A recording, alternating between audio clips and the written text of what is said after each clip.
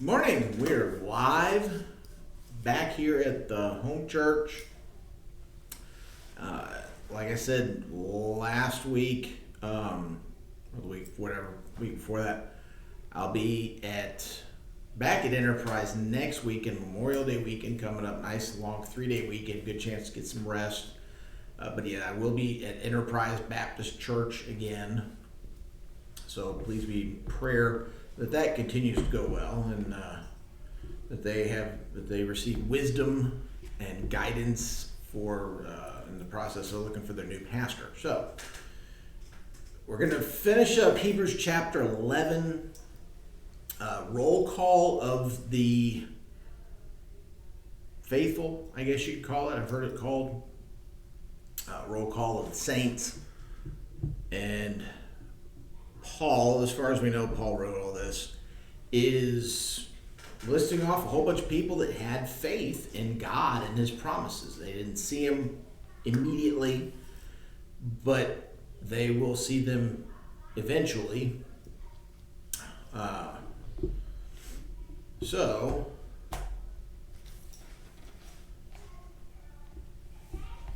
trying to give Facebook a chance to reconnect here. There it goes. All right, so starting off, because this is a lot of verses to go through, try and finish this up today. Hebrews chapter 11, starting off at verse 23. Now, we last week we mentioned Abel, Enoch, Abraham, Isaac, and Jacob, right? So these are some of the earliest people of faith. Of course, Abel and Enoch are book of Genesis before Abraham. Abraham comes after that. Isaac, Jacob, patriarchs of Israel. And continuing on with the roll call of the saints, so to speak. Verse 23, by faith, Moses, when he was born, was hidden for 3 months by his parents because they saw that the child was beautiful and they were not afraid of the king's edict, which of course was to kill all of the Hebrew children under a certain age.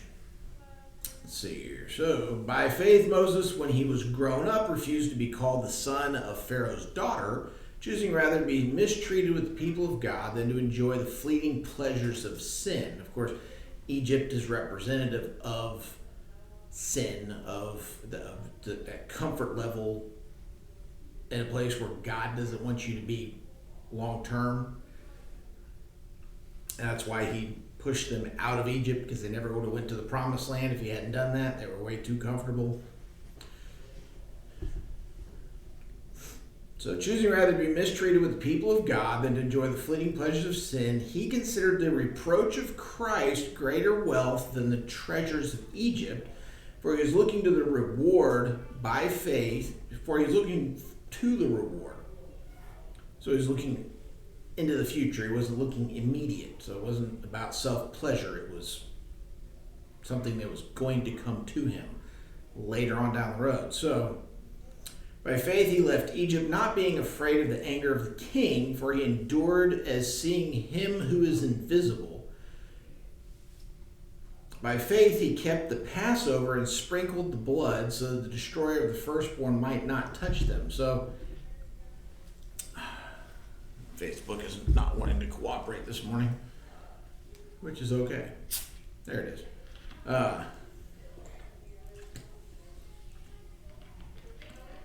So Moses is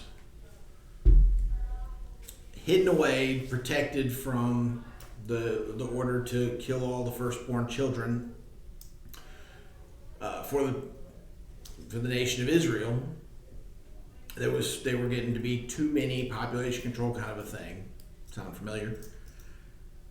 And so his parents, it took a lot of faith for them to hide him. And then at some point, they knew they couldn't hide him for much longer. So it took even more faith to put him in a basket and float him down the river. Right? So there's a whole lot of stuff going on. Trusting God to provide for and look after. And it mentions that he was a beautiful child. Pharaoh's daughter probably wouldn't have picked up an ugly kid out of the river. I mean, we'd like to think that she would have done that sort of thing, but you never know. So it helped that Moses was a beautiful child so that Pharaoh's daughter would rescue him out of the river. And of course, it just so happens that his mother's nearby, and his sister was watching the whole time. And so his mother was able to be a part of his life growing up. He knew who his brother was. He knew who his sister was, Aaron and Miriam. So he was able to still have that contact. But at some point, though, he decided it would be better to trust in the Lord. And, then God calls him to rescue his people out of Egypt. Which again took a whole lot of faith. And when we talk about Moses never entered the promised land. Of course, that was because of his sinful nature with his anger issues. So Moses wasn't allowed to enter into the promised land. He saw it from afar. But all of that wasn't for earthly things. He didn't do all that so that he would be blessed by God here on earth. He did that so he'd be blessed by God in heaven, right? That's kind of the whole point of faith. Is we're doing things not for immediate gratification, but for long-term, true, honest-to-God blessings. Not just something that seems like one in the moment, right? And of course, he had to trust God in the whole going through the plagues. He had to have faith when he told all the Israelites to put the blood on the doorposts and to do things necessary so the death angel would pass over and they would survive. They had to have faith to cross the Red Sea. And so, you got to have some belief that the higher power that's talking to you is going to come through with whatever it is they promised to come through with. All right, so let's see here.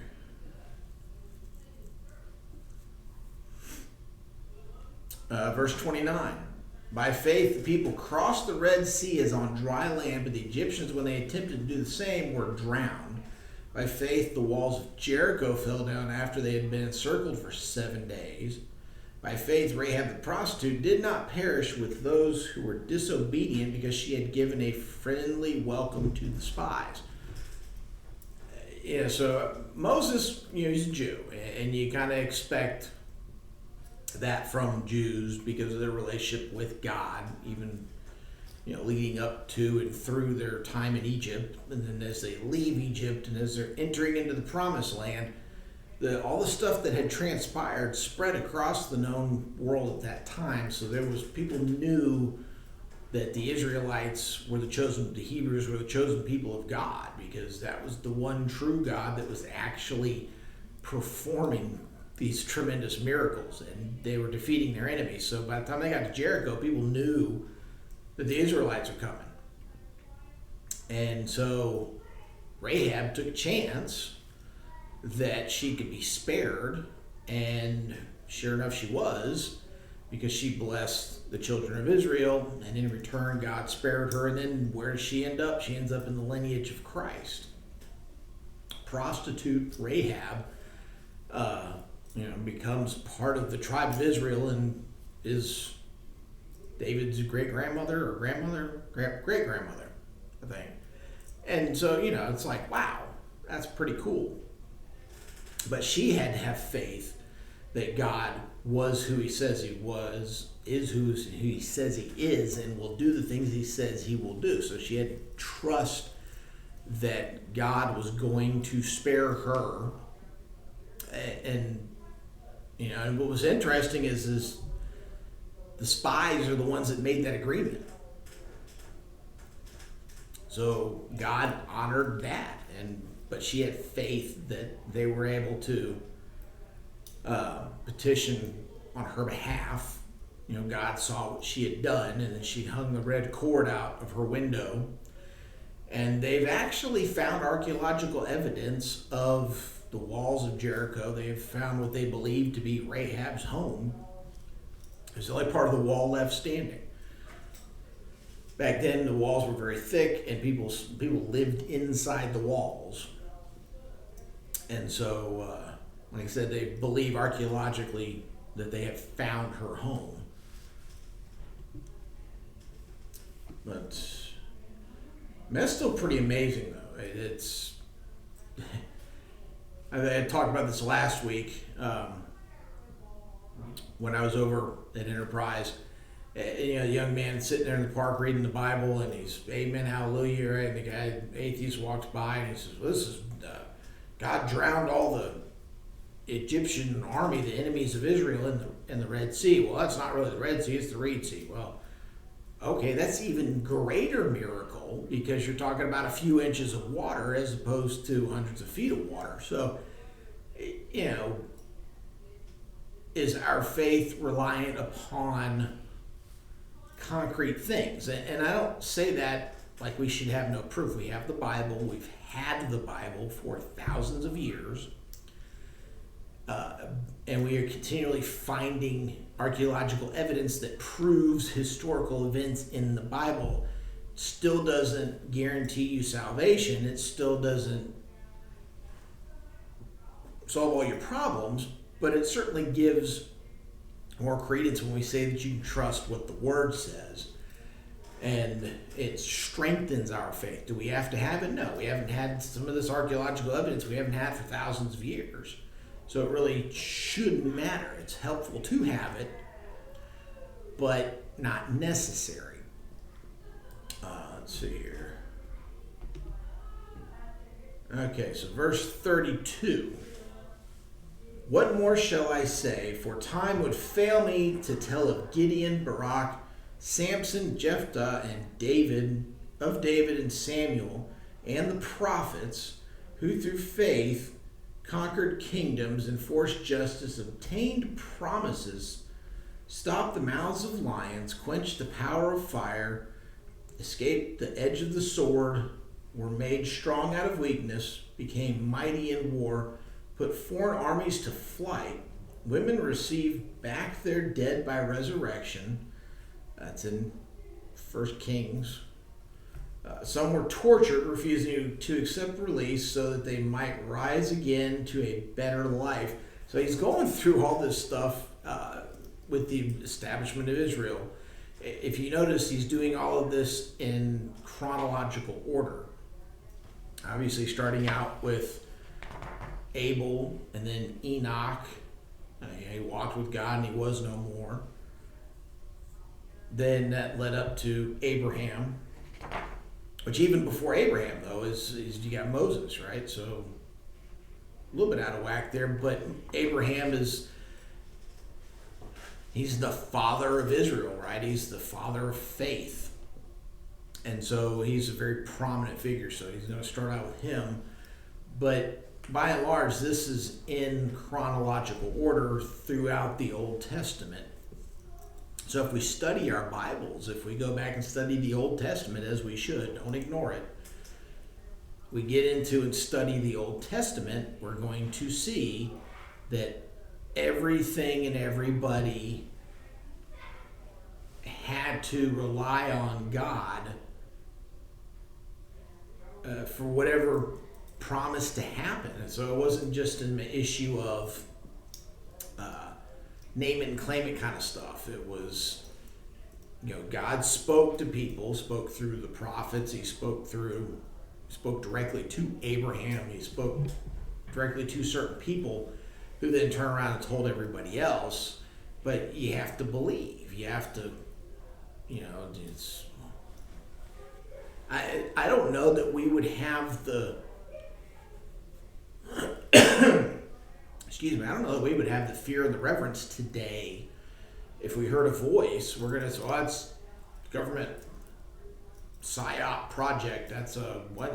What's aliens coming from space?" I don't know how many of us would actually believe that God is talking to us if He did such a thing, especially to tell us to step out in faith, to go someplace we've never been, without any knowledge of exactly where that is. It's like, hey, Murph, go to California. Please don't. But, I know where California is, and I know what's in California.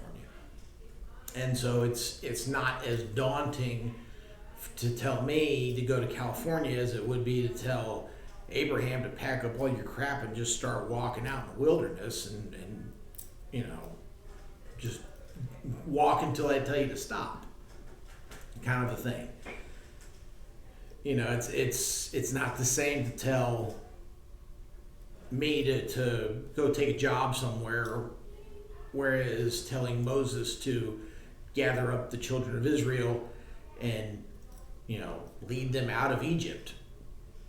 And I'll make sure it's really one of those interesting things, because the Israelites were beginning to outnumber the Egyptians. So theoretically speaking, if it were an all-out war, the Israelites could have defeated Egypt.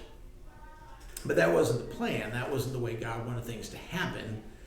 And you're talking about a bunch of people who were slaves, not necessarily soldiers and fighters.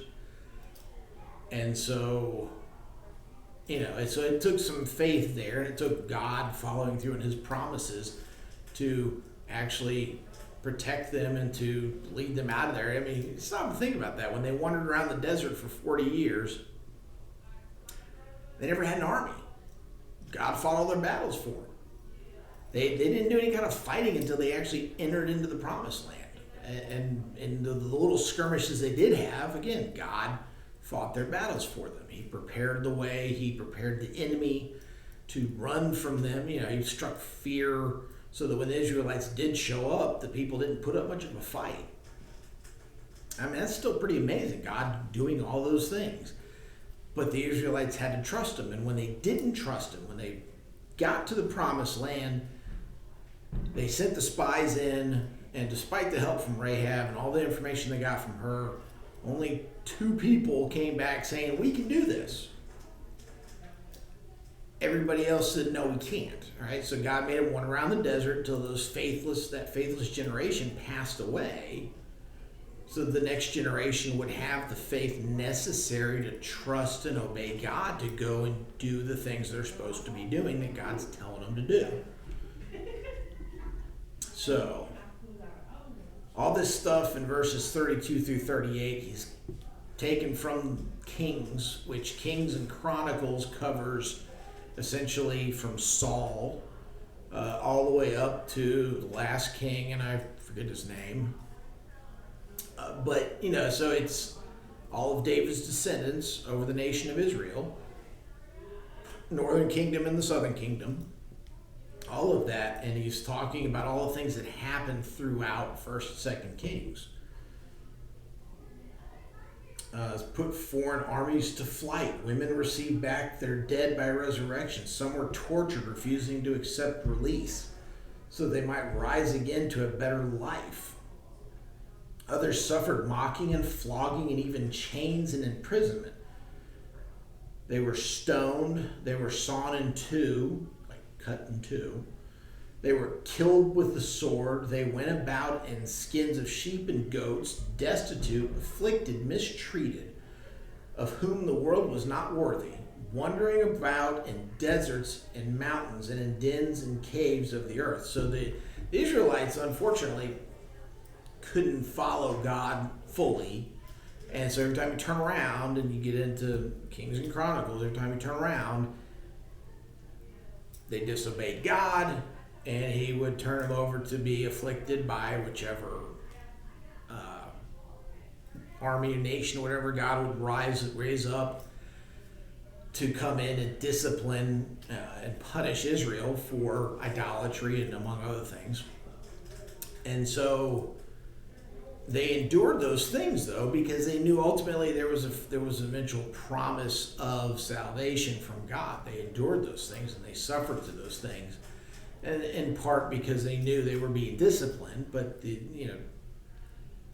it would lead up to a judge or a prophet or somebody who would come along, and God would use them to somehow defeat their enemies.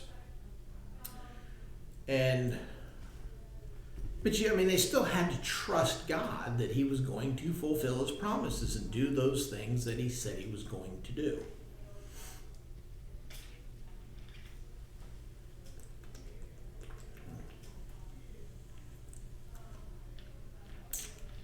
Excuse me. The faith was the one thing that held them all together and brought them back together when they would be dispersed,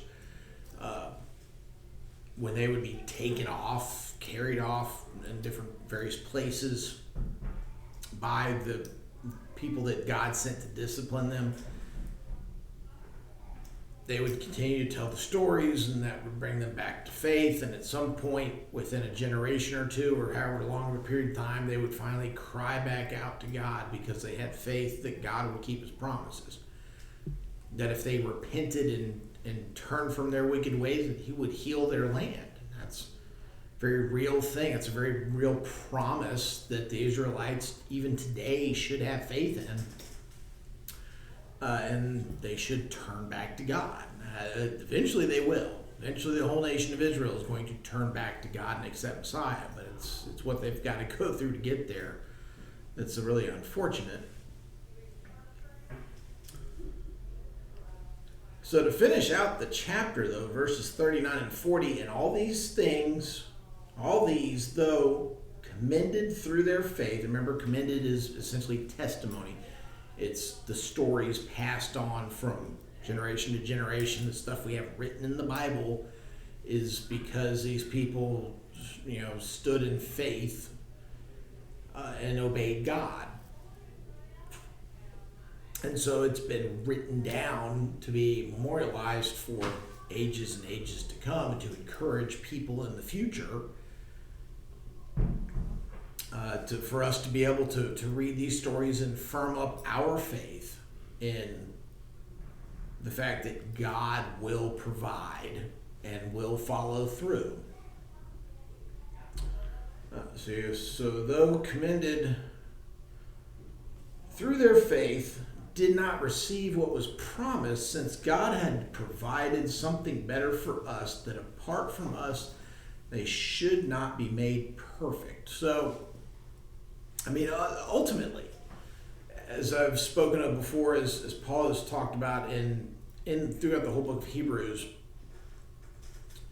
how Christ is better than everybody else. And of course, Christ was the promised Messiah. Go back, there's all kinds of prophecies, Daniel and Psalms, there's prophecies, go back to Genesis, that all point towards the Messiah. And so the Messiah came. Now, they rejected him, obviously, but all the people who trusted in God, that God would send a Savior of some sort, but they all knew that it was for temporary things. There was a sense of temporary, of the temporary nature of the earth. You can go back and read the Psalms and see where David talked about eternity. Different prophets talked about eternity. So there was a promise of eternal things given to the Israelites, and there was also a promise of temporal things that must happen here on earth to fulfill the promises of God. The full extent of the promised land was never fully realized and will not be fully realized until such time as the return of Christ. So, if you go back through the whole Revelation stuff, right? So best we understand, rapture happens, kicks off the tribulation. That's last 7 years. At the end of the tribulation, at the end of that 7 years, the second coming of Christ. Different from the rapture. The rapture, Christ never sets foot on the earth. He's in the clouds. The second coming of Christ, he sets foot on the earth, and that is the Battle of Armageddon, and that is not much of a battle because Christ just destroys his enemies It really, the way if you read it properly, it really comes across like it's going to happen that quick. And so Christ will be standing on earth. He will be anointed king over the world, but specifically Israel. And there will be a third temple at that point, and he will sit in that temple and reign on earth for 1,000 years. And during that 1,000-year reign of Christ, we'll see the full realization of the borders of Israel. All the land promised to them by God will be fulfilled and given to them. There's a number of other promises that will come to fulfillment. But what is not fully realized, though, is eternity in heaven until the end of that millennial reign, at which point Satan will be released from the pit for a final battle. He will be finally defeated officially for the last time, and that will spark eternity. The New Jerusalem will come down out of the clouds. The earth has been made new, and God will come from heaven, outside of our universe, outside of space and time, onto the earth. And you want to know more about that, check out Revelation. But those are the promises, those are the things to come. And what we often end up talking about, regardless of whether you're Protestant, Roman Catholic, whatever, what we end up talking about in heaven, we kind of skip over the whole millennial reign part, and we just talk about being up in heaven, and people think we're going to be sitting on clouds playing harps,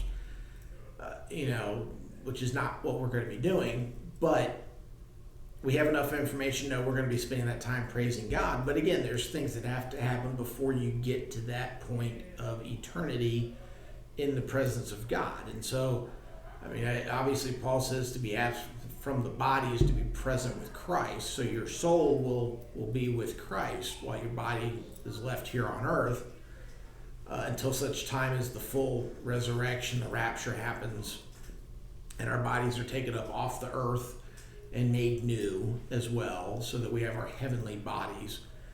But again, those things have yet to come. The rapture hasn't happened yet, so that's something to look forward to. Promises of God, we can look forward to them. Some things will happen here on earth, and they'll be temporary, but others are eternal, and the eternal things haven't been fulfilled yet, because it's not time for that. So when we stop and think about our faith, we get all upset about how other people treat us in the church, and it's not about that, and that's unfortunate. Believe me, that's unfortunate. But what we should be doing here in the church is because we have faith in the promises of God, not faith in the promises of man. Mankind is fallible and screws things up, gets things wrong. God does not. So when God says that I have plans for you, have some faith. But also know that you got to go out and to say thank you for what he has done. Specifically salvation, but to say thank you for what he has done, we have to actually go out and do things for him to say thank you. Otherwise, you can really seriously question were you actually saved. But doing things because we have the faith to believe and trust that God himself will follow through on his promises, that's what we've got to be. We've got to know by studying our Bibles and going back to all these people that Paul mentions here, the roll call of the faithful, as they call it in theology. Read 1st, 2nd Kings, 1st, 2nd Chronicles. Read the prophets. Read the Psalms. Go back and read the Psalms. You don't like reading all the heavy stuff, read some poems. But they all, and they have a prophetic nature to them. So, it's David thanking God for what he has done and what he will do. So keep that in mind as we're going about trying to make disciples and we're talking to people. There's a lot of things God will do. There's things he's already done. There's things he will do. And we can count on his promises that they will happen. So keep that in mind. Keep the faith. Make disciples. God bless. And I'll see you next time.